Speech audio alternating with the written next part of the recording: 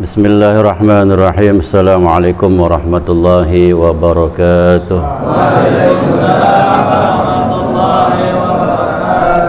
Alhamdulillahi rabbil alamin wa bihi nasta'in ala umurid dunya waddin, wassalatu wassalamu ala asrafil anbiya'i wal mursalin wa ala alihi wa sahbihi wa barik wa sallim. Allahumma salli ala sayyidina Muhammadin salatan taghfiru biha adh-dhunub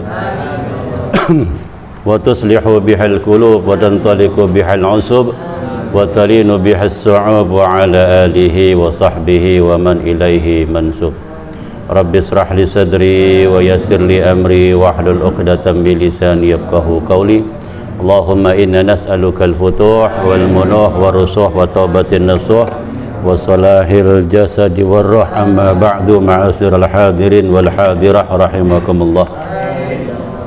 Puji syukur kehadirat Allah Subhanahu wa Ta'ala, yang mana alhamdulillah pada malam hari ini kita diizinkan kembali oleh Allah Subhanahu wa Ta'ala untuk berkumpul bersama, bersilaturrahim, bermuwajahah, bertalabul ilm. Semoga setiap langkah demi langkah yang kita lakukan dapat menggugurkan dosa kesalahan kita. Dan juga kita mohon kepada Allah, ya Allah ampuni dosa kesalahan kedua orang kami, tua kami, ya Allah jadikan kuburnya raudhah min riyadil jannah. Dan orang tua kami yang masih ada, ya Allah sehatkan jasmani rohaninya, panjangkan umurnya ya Allah dalam taat ibadah padamu, dan jadikan kami sebagai hamba-hambamu yang bersyukur, hamba-hambamu yang beribadah, yang taat, yang bermanfaat dunia wal akhirah. Dan jadikan rumah tangga kami ya Allah sakinah, mawaddah, warahmah, istri yang salehah, anak keturunan yang saleh dan salehah. Amin ya rabbal alamin. Salawat teriring salam semoga selalu tercurahkan kepada junjungan kita Nabi besar Muhammad sallallahu alaihi wasallam. Amin ya rabbal alamin. Alhamdulillah kita telah sama-sama baca salawat. Salawat ini kalau diceritakan banyak faedah, nggak mungkin kelar. Ya, kalau dibuat kisah faedah, fadilah, keutamaannya itu nggak mungkin itu buku bisa nyatet keutamaan faedahnya, karena saking banyaknya faedah keutamaan daripada orang membaca salawat. Sama-sama kita ketahui yang namanya orang lagi susah, kalau banyak-banyak baca salawat, insya Allah susahnya diganti mudah oleh Allah Subhanahu wa Ta'ala. Kalau orang ditimpa penyakit, kalau dia banyak-banyak salawat kepada Nabi Muhammad, insya Allah penyakitnya Allah kasih sembuh. Apabila orang itu ada hajat, dia banyak-banyak baca salawat, insya Allah hajatnya akan disampaikan Allah Subhanahu wa Ta'ala. Jadi salawat ini sangat luar biasa. Bukan hanya urusan dunia yang kita harapkan, tapi sampai ke negeri akhirat. Jadi kalau urusan dunia itu urusan kecil. Yang paling besar adalah nanti ketika kita mati, ketika kita pulang ke rahmatullah. Maka Nabi kita Muhammad sallallahu alaihi wasallam bersabda, "Aqrabukum minni," ketahuilah orang yang dekat padaku, manzilatan yaumal qiyamah, orang yang bisa dekat atau orang yang dekat kepadaku kelak nanti di yaumul qiyamah, yaitu aktsaruhum minas salati alayya, aktsaruhum salati alayya, itu orang yang paling banyak baca salawat kepadaku. Maka orang banyak baca salawat bukan hanya urusan dunia aja Allah bereskan, bahkan nanti dia dekat dengan Nabi Muhammad sallallahu alaihi wasallam. Ya pastinya kita kan pengen dekat sama Nabi. Ya, maka perbanyak baca salawat kita. Jangan hanya salawat yang kita baca hanya mengharap urusan kecil dunia. Itu urusan kecil. Yang besar itu nanti ketika kita pulang ke rahmatullah. Kalau kita bisa dekat sama Rasulullah, itu yang sangat besar karunia yang tiada duanya. Nah, mudah-mudahan kita Allah beri izin untuk bisa langgeng baca salawat, dan Allah beri izin kita bisa langgeng jalan bersama, kumpul membaca salawat. Karena nanti akan menjadi saksi di hadapan Allah Subhanahu wa Ta'ala. Bayangkan berapa tanah, berapa jalan yang pernah kita pijak untuk maksiat. Coba ingat-ingat. Ya, jalan yang mana yang pernah kita injak untuk maksiat kita kepada Allah? Gang mana yang kita lewati untuk kita maksiat kepada Allah? Jalan mana yang pernah kita lewati untuk kita maksiat kepada Allah? Ingat, semua itu nanti diberitakan kelak di hadapan Allah. Yauma idzin tuhaddisu akhbaraha. Ini tanah, ini bumi akan menjadi saksi atas apa yang kita injak waktu kita buat maksiat di hadapan Allah. Coba ingat-ingat maksiat kita. Maka ingat, nanti kelak di hadapan Allah itu dipapar, dibuka oleh ini tanah, dibuka oleh ini bumi. Karena apa? Pada hari itu semua dikabarkan apa yang pernah kita lakukan di atas muka bumi ini. Ayo, gang mana yang pernah kita lewati, jalan mana yang pernah kita lewati, itu semua menjadi saksi nanti. Yauma idzin tuhaddisu akhbaraha. Itu di surat Al-Zalzalah. Maka beruntung juga, alhamdulillah, kita Allah izinkan bisa duduk bersama ini tiap malam minggu, tiap malam Ahad. Kelak nanti tanah ini yang kita pijak, yang kita tempati ini nanti bersaksi di hadapan Allah Subhanahu wa taala. Itu satu persatu akan disebut ini sama tanah ini. Si Fulan bin Fulan, si Fulan bin Fulan di hadapan Allah Subhanahu wa taala. Dia menyebut-nyebut nama Allah, dia membaca salawat kepada Nabi Muhammad. Maka semua nanti akan menjadi saksi tanah. Bukan hanya kita duduk di sini, jalan yang kita lewati dari rumah kita sampai tempat ini, semua itu menjadi saksi nanti di hadapan Allah Subhanahu wa taala. Maka yang dari jauh beruntung banyak dia pijak, yang dari jauh beruntung banyak yang dia lewati. Maka semakin banyak yang dia lewati, maka semakin banyak itu juga yang menjadi saksi nanti di hadapan Allah Subhanahu wa taala. Coba kenapa orang setelah sholat wajib, dia melakukan sholat sunnah, dia geser tempat pijakannya? Karena ingin berharap bahwa tanah yang dipijak akan menjadi saksi bahwa dia sholat kepada Allah Subhanahu wa taala. Coba lihat orang-orang habis sholat fardu terus dia geser sholat Kenapa? Supaya banyak tanah yang diinjak di dalam beribadah pada Allah. Itu gunanya nanti menjadi saksi. Begitu juga kita kumpul di sini, baca salawat, walaupun berat, tapi itulah perjuangan. Ya, jadi saksi nanti di hadapan Allah. Nah, bagi orang yang cerdas, yang sehat walafiat, ya, dia harus tambah semangat. Tambah semangat karena apa? Buat bekal kita. Buat bekal kita nanti pulang ke rahmatullah. Ya, kita butuh saksi-saksi. Nah, mudah-mudahan tanah yang kita lewati dari ujung sana, dari ujung sana, dari ujung sana, semua nanti bersaksi atas apa yang kita lakukan tiap malam Ahad. Amin ya rabbal alamin. Maka beruntung bagi tanah yang lewat kepada orang-orang yang sering baca sholawat. Maka tanah itu untung, dan tanah itu teriak supaya sering-sering diinjak sama orang-orang yang baca sholawat. Nah, mudah-mudahan kita dirindukan. Amin ya rabbal alamin. Tapi Nabi kita juga mengancam, ya, mengancam apa? Al-bakhilu, orang yang pelit, ya, man dzukirtu indahu, ketika namaku disebut di sisinya, lam yusalli alayya, enggak mau sholawat kepadaku. Maka kalau kita mendengar nama Nabi kita Muhammad sallallahu alaihi wasallam, langsung kita Allahumma salli wa sallim wa barik alaih. Kalau tidak, itu sepelit-pelitnya manusia. Ya, jangan sampai kita jadi manusia pelit. Udah sedekah jarang, baca sholawat jarang. Naudzubillah, itu kategorinya bakhil. Jangan sampai. Waktu di zaman Nabi Allah Yahya, ada kisah sedikit. Nabi Allah Yahya ini jumpa dengan iblis. Dialog dengan iblis.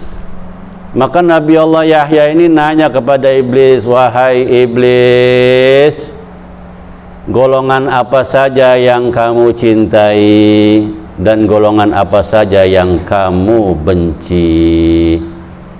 Iblis ini menjawab, ya Yahya, aku sangat cinta, kata iblis, kepada orang yang beriman. Kata Nabi Allah Yahya, lah, Kok orang beriman kau cintai? Betul, aku cinta kepada al-mu'minu al-bakhilu. Hei Yahya, aku cinta kepada orang beriman tapi dia mempunyai sifat bakhil, maka aku cinta padanya. Jadi kalau orang beriman bakhil, dia jadi kekasihnya iblis. Di dunia ini cuma ada dua, ada kekasih Allah dan kekasih iblis. Ada waliullah, ada wali iblis. Kalau disuruh pilih mau jadi mana? Kekasih Allah kan? Kalau jadi kekasih Allah, maka tinggalkan yang namanya sifat bakhil. Ya, bahkan kitabnya ada namanya Hayatul Bukhala, kehidupan orang-orang pedit.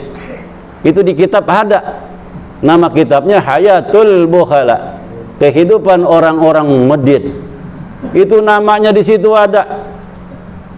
Alamatnya ada, RT RW, nomor rumahnya pun ada. Tuh sampai begitu. Boleh ngomongin orang bakhil, itu kitabnya ada. Karena orang bakhil adalah kekasihnya iblis. Ya Allah, na'udzubillah min zalik. Maka jangan pelit, jangan medit. Kata iblis, al-mu'minul bakhilu, orang yang beriman yang pedit itulah yang aku cintai. Karena nggak mungkin iman bisa bersanding dengan kebakhilan. Kalau yang namanya orang beriman pada Allah pasti dia yakin. Ya, kalau yang namanya iman pasti insya Allah di hatinya ada kasih sayang. Kalau ada kasih sayang maka insya Allah hatinya dia penuh dengan rahmah, dia akan terlepas tangannya, tidak berbuat bakhil. Maka yang kedua kata iblis, siapa yang kau sangat benci hai iblis? Kata iblis, hai Yahya, saya benci kepada al-fasiqu, orang yang gemar berbuat dosa. Loh, orang berbuat dosa kok kau senang nih? Iya, al-fasiqus sakhiyu, orang yang gemar berbuat dosa tapi dia memiliki sifat dermawan. Karena dengan dermawannya itu aku khawatir Allah akan memandang orang tersebut. Karena dermawan itu adalah sifat Allah. Allah maha dermawan. Sebab dermawan aku khawatir Allah memandang dirinya. Ala ya Allah binazrah minal ainir rahimah. Kalau Allah sudah memandang dengan pandangan, maka orang tersebut dapat kasih sayang Allah. Ada kisah di zaman Bani Israel. Ini orang tukang buat dosa, orang perempuan tukang buat dosa. Kalau bahasa kasarnya maaf, ya mungkin udah pada tahu ya. Jadi perempuan nakal. Suatu ketika dia lewat pinggir jalan, ternyata dia lihat binatang, maaf, anjing yang sudah hampir tewas kehausan. Ini anjing kekeringan, haus, dia mau mati. Tapi ini wanita nakal di Bani Israel waktu itu. Dia ngambil air, dia minumin itu air kepada anjing. Maka seketika anjing itu selamat dari mautnya dengan sebab dia dikasih minum. Dengan sebab itu besoknya dia meninggal dapat rahmat Allah Subhanahu wa taala. Karena apa? Kasih sayang. Ar-rahimuna yarhamuhumur rahman. Kasih sayangilah, niscaya kau akan dikasih sayangi oleh yang Maha Penyayang, yaitu Allah Subhanahu. Ar-rahimuna man fil ar, siapa yang berbuat kasih sayang di atas muka bumi ini, yarhamkum man fis sama, niscaya kau akan dikasih sayangi oleh yang ada di langit. Nah, ini orang perempuan ngasih minum anjing. Anjing itu najis mukhaladah, dengan sebab dia kasih sayang Allah, kasih rahmat Allah, kasih ampunan. Bagaimana kalau kita ngasih minum manusia? Bagaimana kalau kita kasih makan saudara kita yang lagi lapar? Coba bayangin. Bagaimana kalau kita bantu teman kita yang lagi susah? Yang lagi susah makan, yang lagi susah biaya. Anjing aja yang najis mukhalazah menjadikan sebab dia diselamatkan Allah Subhanahu wa taala.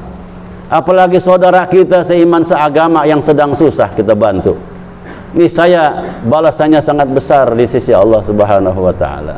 Maka hilangkan yang namanya sifat Bakhil, sifat pelit, ya, supaya dapat kasih sayang Allah Subhanahu wa ta'ala. Tapi keterangan ini jangan nanti jadikan dalil, oh miara anjing boleh, ntar pulang dari sini miara anjing semua.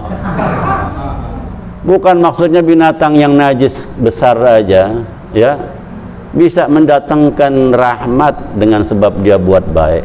Apalagi manusia, tetangga kita lagi susah, saudara kita lagi susah, ya, kita hanya ngenyangin perut kita aja. Jangan kira nanti kalau kita punya keluarga, punya kakak, punya adik sebelahan rumahnya, kita makan dia lapar, nanti itu jadi sebab kita dicebur ke neraka itu dengan sebab dia. Makanya ingat, apa yang kita makan jadi hisab semuanya, apa yang kita kantongin semua jadi hisab, jadi pertanyaan. Emang kadang dibawa ya aman, kadang dihisab, emang kadang dikantongin ya. Itu hati-hati.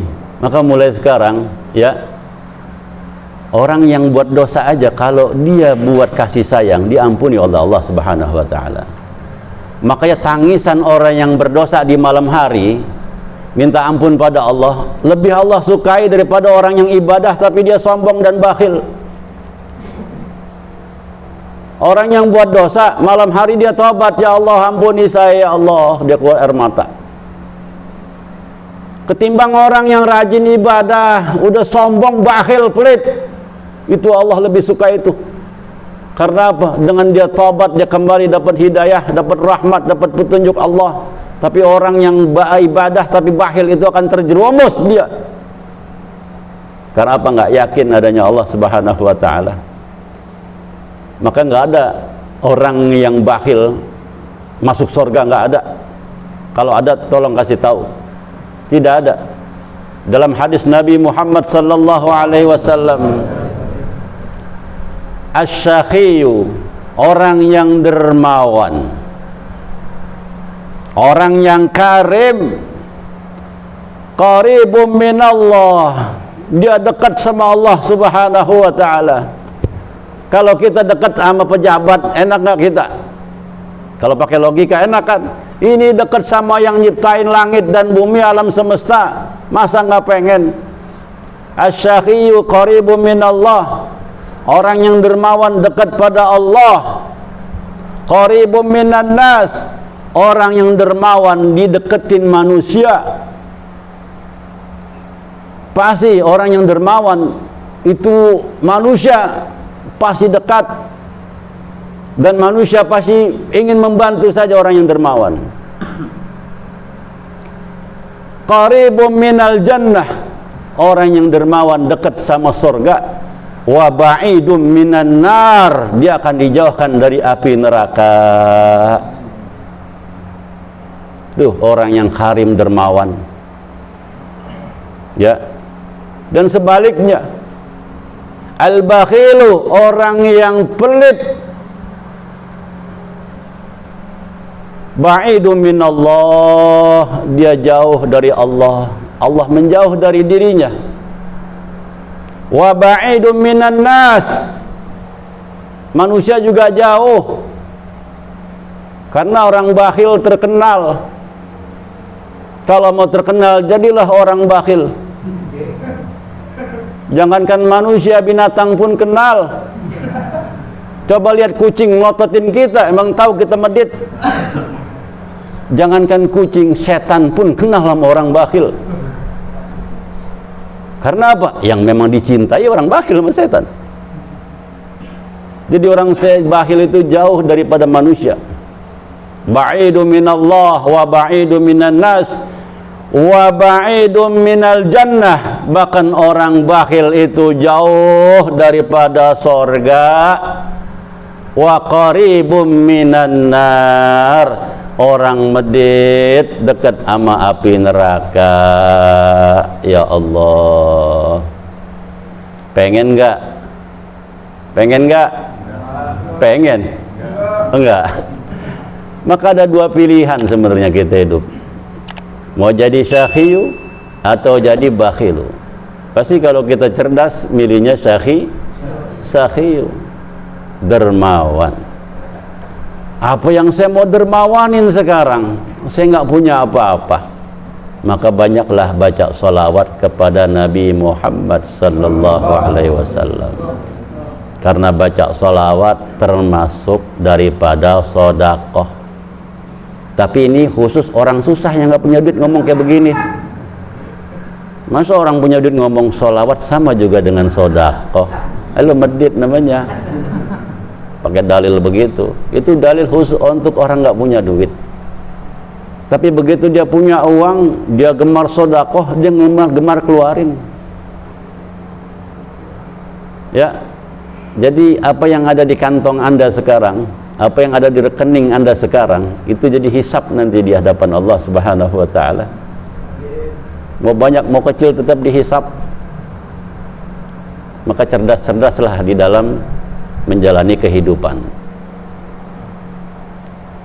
Kan sudah biasa nggak punya duit, sudah biasa susah. Jadi di saat nggak punya duit, ya udah biasa, jadi nggak kaget. Alhamdulillah. Kan yang nggak biasa kalau kita dapat uang, itu yang paling biasa. Ini mohon maaf kalau saya ngomong kayak gini, ada yang terganggu hatinya tentang bab bakhil dan bab karim. Ya berarti hati Anda sedang sakit. Ini kan obat. Obat tuh kalau kita punya luka di kulit, kata yang masang status, kena spiritus rasanya perih. Tapi setelah itu akan sembuh. Begitu juga hati, apabila disampaikan ini pelajaran, hati itu nerimanya dengan dengki. Karena di hatinya ada penyakit. Ya kita doakan supaya dapat hidayah Allah Subhanahu wa taala. Ini dunia sama dengan kayak kolong meja. Sekarang Anda punya, suatu saat Allah ambil. Kolong meja itu akan hilang kalau mejanya diangkat. Kita ini semua dia kayak kolong meja. Kapan diangkat itu mejanya? Kolongnya nggak ada. Itulah kita. Memang kita nggak ada. Diadakan oleh Allah Subhanahu wa ta'ala. Nah, makanya sadar yang dikasih kelebihan sama Allah sekarang, ingat, ini bukan punya saya. Saya harus berbagi. Karena kalau saya ambil semua jadi penyakit dan akan didakwah di hadapan Allah Subhanahu wa ta'ala. Karena jadi fitnah nanti. Jangan senang-senang yang sedang diuji uang banyak. Begitu juga yang sedang diuji tidak punya uang. Karena dua-duanya ujian. Tapi banyak manusia yang lulus, banyak yang lulus sedang di saat diuji susah. Itu banyaklah. Dia gampang ngeluarin air mata bagi orang yang sedang susah. Jadi gampang dia doa, ya Allah. Tapi jarang kita lihat orang begitu dapat duit setas itu keluar air mata. Yang ada dia ketawa. Nah itu makanya ya buat kita semua yang Allah kasih umur panjang sampai saat ini, ya insya Allah berputar, nanti akan jadi sukses. Tapi ingat, bantu orang yang belum sukses. Nanti akan jadi kaya. Ingat, bantu saudara kita yang belum kaya. Karena nanti bergulir terus kayak begitu, bergulir terus. Ada masanya. Ya, jadi di antara kita ada yang kaya, bantu saudara kita yang belum kaya supaya jadi kaya. Di antara kita ada yang nasibnya udah baik, bantu juga saudara kita yang baik yang nasibnya belum baik, supaya jadi bekal nanti kita. Ya, ingat, hati-hati, semuanya ada hisabnya. Ya, mudah-mudahan kita bisa amalkan demi sedikit apa yang kita dapat pada malam hari ini, dan kita harus bersyukur Allah izinkan tetap bisa kita baca sholawat berjamaah. Karena setiap tanah yang kita lewati nanti yauma idzin tuhaddisu akhbaraha, Setiap tanah yang kita lewati, mau pakai motor, mau pakai mobil, mau jalan kaki, mau naik kereta. Ada yang naik kereta? Ada. Statusnya barusan saya lihat. Itu semua relnya jadi saksi nanti. Kerikil-kerikil jadi saksi. Jangan pernah khawatir, Allah tidak tidur.